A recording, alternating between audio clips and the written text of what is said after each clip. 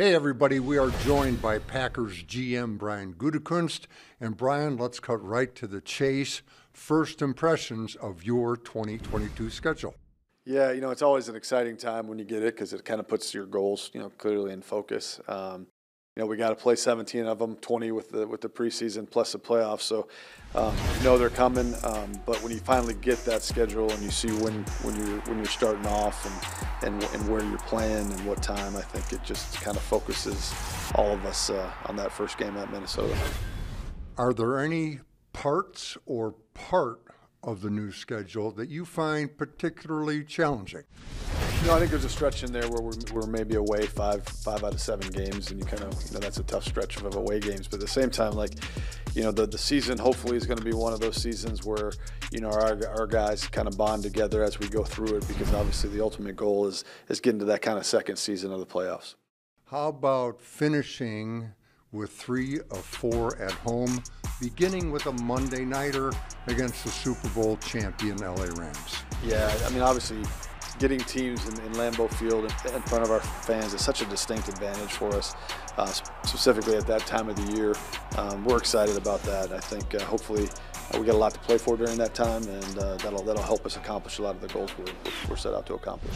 Of course, you're traveling in Week 5 to play the Giants in London. I thought it was standard operating procedure for a team to have a bye the week after their trip overseas.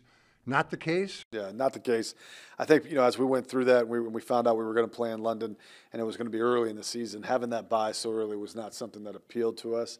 So we certainly, and we don't have a lot of control over it, but we certainly thought, we would request that the bye be later and then hopefully have a home game, right after the London game. And so, having that game kind of sandwiched by 2 home games, we're excited about that. As it turns out, your bye is much later, about as late as it can be in Week 14. How do you feel about it?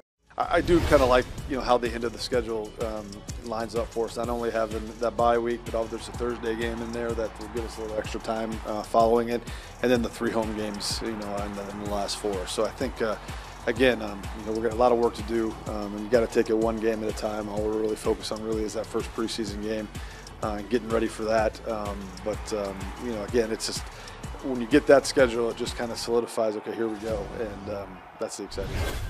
Would you subscribe to the theory that it's not who you play, but it's kind of when you play them? Because every team has an ebb and flow to its particular season. No, there's a lot to that, Larry. And I think more importantly, it's just focusing on us and what we can control. And I think we feel we got a good team.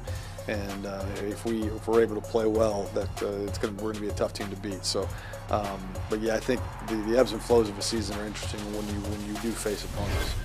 If you didn't have a vested interest, is there a game on the schedule you look at and say, "Hey, cool"? Yeah, that's tough because my vested interest is pretty strong, but.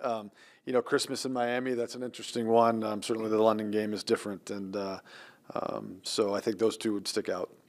Well, Brian, I hope it's not too early to say it, but good luck and thanks for the time. Thanks, Larry.